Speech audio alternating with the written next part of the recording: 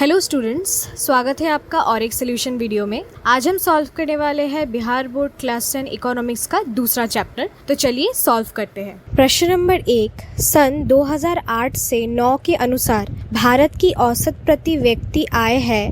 Options 22,553 रुपए, 25,494 रुपए, 6,610 रुपए, 54,850 रुपए, जिसका उत्तर होगा 25,494 रुपए। प्रश्न नंबर 2, भारत में वित्तीय वर्ष कहा जाता है? ऑप्शंस 1 जनवरी से 31 दिसंबर तक, 1 जुलाई से 30 जून तक, 21 अप्रैल से 31 मार्च तक, 1 दिसंबर से 31 अगस्त तक। उत्तर होगा 21 अप्रैल से 31 मार्च तक। प्रश्न नंबर 3, भारत में किस राज्य का प्रति व्यक्ति आय सर्वाधिक है? ऑप्शन से बिहार, पंजाब, हरियाणा, गोवा। उत्तर होगा गोवा। प्रश्न नंबर 4, बिहार के किस जिले का प्रति व्यक्ति आय सर्वाधिक है? ऑप्शन है पटना, गया, शिवगढ़, नालंदा। उत्तर होगा पटना। प्रश्न नंबर 5, उत्पादन एवं आय गणना विधि आर्थिक दृष्टिकोण से है? ऑप्शन सहज, वैज्ञानिक, व्यवहारिक, उपर्युक्त तीनों। उत्तर होगा उपर्युक्त तीनों। अब आते हैं हम रिक्त स्थानों को भरने वाले प्रश्न पे,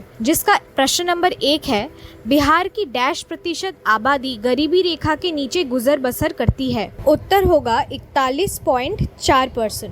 प्रश्न नंबर 2, उत्पादन, आय एवं डैश एक चक्रीय समूह का निर्माण करते हैं? उत्तर व्यय। प्रश्न नंबर 3, राष्ट्रीय आय में वृद्धि होने से प्रति व्यक्ति आय में डैश होती है? उत्तर वृद्धि। प्रश्न नंबर 4, राष्ट्रीय आय एवं प्रति व्यक्ति आय में वृद्धि होने से डैश की क्रिया पूरी होती है? उत्तर विकास। प्रश्न नंबर 5, बिहार में वर्ष 2008 से लेकर 2009 के बीच कुल घरेलू उत्पाद डैश प्रतिशत हो गया है? उत्तर होगा 11.3%। अब आते हैं सही एवं गलत वाले प्रश्न पे। नंबर 1, राष्ट्रीय आय एक दिन हुए समय का किसी अर्थव्यवस्था की उत्पादन शक्ति को मापती है? उत्तर होगा सही। नंबर 2, उत्पादन, आय एवं व्यय एक चक्रीय समूह का निर्माण नहीं करती है? उत्तर होगा गलत। नंबर 3, भारत की प्रति व्यक्ति आय अमेरिका के प्रति व्यक्ति आय से अधिक है? उत्तर होगा गलत। नंबर 4, दादा भाई नौरोजी के अनुसार सन 1968 में भारत की प्रति व्यक्ति आय 20 रुपए थी?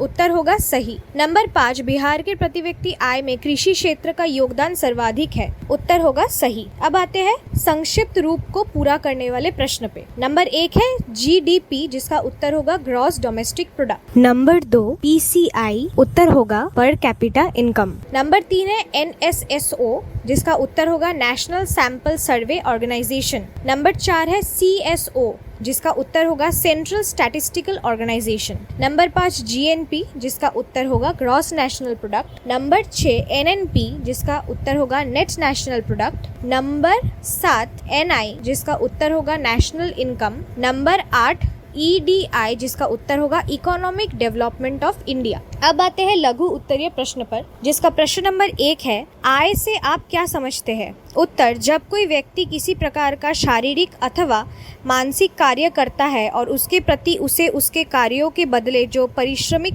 मिलता है, उसे उसकी आय कहते हैं। प्रश्न नंबर 2, सकल घरेलू उत्पाद से आप क्या समझते हैं? उत्तर, एक देश के अंतर्गत एक वर्ष में उत्पन्न होने वाले सभी वस्तुओं और सेवाओं का कुल मौद्रिक मूल्य सकल घरेलू उत्पाद कहलाता है। प्रश्न नंबर 3, प्रति व्यक्ति आय क्या है? उत्तर, राष्ट्रीय आय का कुल वितरण जनसंख्या से भाग करने पर मिलने वाला भागफल प्रति व्यक्ति आय कहलाता है। प्रति व्यक्ति आय का आंकलन इस प्रकार से किया जाता है, वितरित राष्ट्रीय आय डिवाइडेड बाय कुल जनसंख्या। प्रश्न नंबर 4, भारत में सर्वप्रथम राष्ट्रीय आय की गणना कब और किनके द्वारा की गई थी? उत्तर, भारत में सर्वप्रथम राष्ट्रीय आय की गणना 1868 में दादा भाई नौरोजी द्वारा की गई थी। प्रश्न नंबर 5, भारत में राष्ट्रीय आय की गणना किस संस्था के द्वारा होती है? उत्तर, भारत में राष्ट्रीय आय की गणना केंद्रीय सांख्यिकी संगठन द्वारा होती है। प्रश्न नंबर 6, राष्ट्रीय आय की गणना में होने वाली कठिनाइयों का वर्णन करें। उत्तर, राष्ट्रीय आय की गणना में कुछ कठिनाइयां होती है, जैसे कि आंकड़ों को संग्रह करना, दोहरी गणना का खतरा और मूल्य के मापन में कठिनाई। प्रश्न नंबर 7, आय का गरीबी के साथ संबंध स्थापित करें। उत्तर, गरीबी स्तर पर आय का प्रभाव डालती है। गरीबी के कारण बचत कम होती है और पूंजी निर्माण में कमी आती है, जिससे उपभोक्ता विनियोग भी कम होता है, जिससे प्रति व्यक्ति आय निम्न रहती है। अब आते हैं दीर्घ उत्तरीय प्रश्न पर, जिसका प्रश्न नंबर 1 है, स्वतंत्रता प्राप्ति के पश्चात भारत सरकार ने कब और किस उद्देश्य से राष्ट्रीय आय समिति का गठन किया? उत्तर, स्वतंत्रता प्राप्ति के बाद भारत सरकार ने अगस्त 1949 में प्रो पीसी महालानोबिस की अध्यक्षता में राष्ट्रीय आय समिति का गठन किया।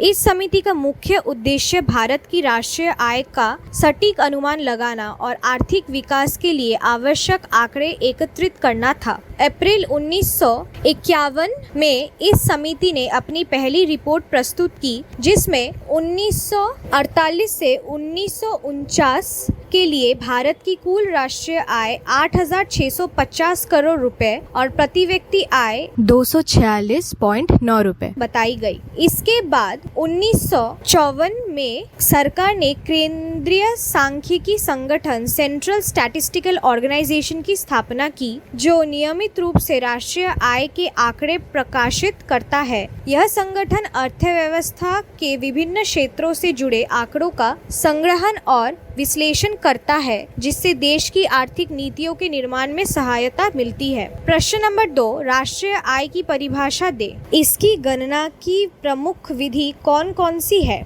उत्तर, राष्ट्रीय आय से तात्पर्य किसी देश में एक वर्ष के दौरान उत्पादित वस्तुओं और सेवाओं के कुल मूल्य से है। यह आय देश के नागरिकों की आर्थिक गतिविधियों का प्रतिफल होती है। राष्ट्रीय आय की गणना के लिए मुख्यतः 3 विधियां प्रचलित है। उत्पादन विधि, इस विधि में देश में उत्पादित सभी वस्तुओं और सेवाओं के कुल मूल्य का योग किया जाता है। इसमें कृषि, उद्योग, सेवा आदि सभी क्षेत्रों का योगदान शामिल होता है। आय विधि, इसमें देश के नागरिकों द्वारा अर्जित कुल आय का योग किया जाता है, जिसमें वेतन, किराया, ब्याज और लाभ शामिल होते हैं। यह विधि नागरिकों की आर्थिक गतिविधियों से प्राप्त आय को मापती है। व्यय विधि, इस विधि में देश के नागरिकों द्वारा किए गए कुल व्यय का योग किया जाता है। इसमें उपभोग, निवेश, सरकारी खर्च और शुद्ध निर्यात शामिल होते हैं। इस विधि से यह जाना जा सकता है कि लोग अपनी आय को किस प्रकार खर्च कर सकते हैं। प्रश्न नंबर 3, प्रति व्यक्ति आय और राष्ट्रीय आय में अंतर स्पष्ट करें। उत्तर, राष्ट्रीय आय और प्रति व्यक्ति आय दोनों ही देश की आर्थिक स्थिति को मापने के महत्वपूर्ण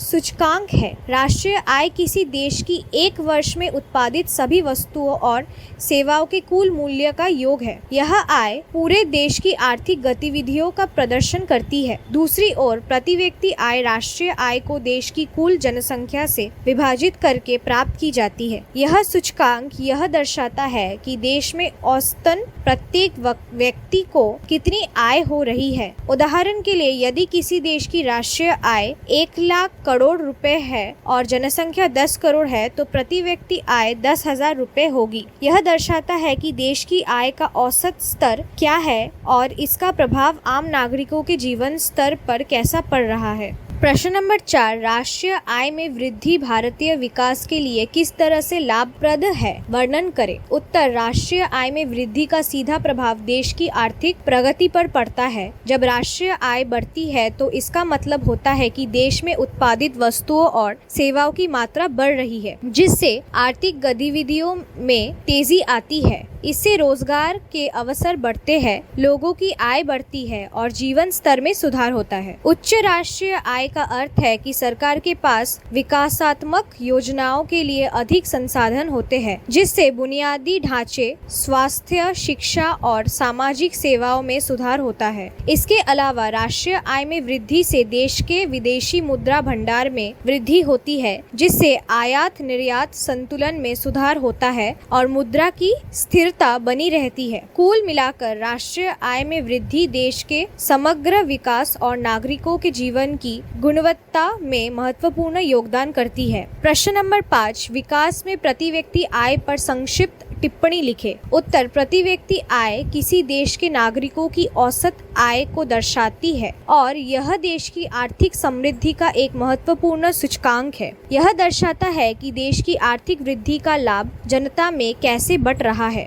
उच्च प्रति व्यक्ति आय का मतलब है कि लोग बेहतर जीवन जीने के लिए अधिक संसाधन प्राप्त कर रहे हैं, जिससे कि बेहतर स्वास्थ्य सेवाएं, शिक्षा और मनोरंजन। यह संकेत करता है कि देश की अर्थव्यवस्था में स्थिरता और विकास है, जिससे समाज में असमानताओं को कम करने में मदद मिलती है। इसके अलावा उच्च प्रति व्यक्ति आय से उपभोक्ता मांग बढ़ती है, जिससे उत्पादन और रोजगार के अवसरों में वृद्धि होती है। इस प्रकार प्रति व्यक्ति आय न केवल आर्थिक समृद्धि का प्रतीक है, बल्कि यह समाज की आर्थिक गतिविधियों और जीवन स्तर के सुधार में भी महत्वपूर्ण भूमिका निभाती है। प्रश्न नंबर 6, क्या प्रति व्यक्ति आय में वृद्धि राष्ट्रीय आय को प्रभावित करती है? वर्णन करें। उत्तर, हाँ, प्रति व्यक्ति आय में वृद्धि का सीधा संबंध राष्ट्रीय आय से है। प्रति व्यक्ति आय राष्ट्रीय आय को देश की जनसंख्या से विभाजित करने पर प्राप्त होती है। जब प्रति व्यक्ति आय बढ़ती है तो इसका मतलब है कि देश में अधिक उत्पादन और आर्थिक गतिविधियां हो रही है, जिससे राष्ट्रीय आय में वृद्धि होती है। उच्च प्रति व्यक्ति आय से लोगों की क्रय शक्ति बढ़ती है, जिससे बाजार में मांग बढ़ती है और उद्योगों का विस्तार होता है। इसके परिणाम स्वरूप अधिक रोजगार के अवसर उत्पन्न होते हैं और सरकार को टैक्स के माध्यम से अधिक राजस्व प्राप्त होता है। इससे सरकार को विकासात्मक योजनाओं और सामाजिक कल्याण योजनाओं में निवेश करने में मदद मिलती है। इस प्रकार प्रति व्यक्ति आय में वृद्धि न केवल व्यक्तिगत स्तर पर बल्कि राष्ट्रीय स्तर पर भी समृद्ध और आर्थिक स्थिरता लाती है, जिससे राष्ट्रीय आय पर सकारात्मक प्रभाव पड़ता है। और इसी के साथ आज का सोल्यूशन वीडियो यही समाप्त होता है। जल्द लौटेंगे और एक सोल्यूशन वीडियो के साथ। तब तक कीप लर्निंग।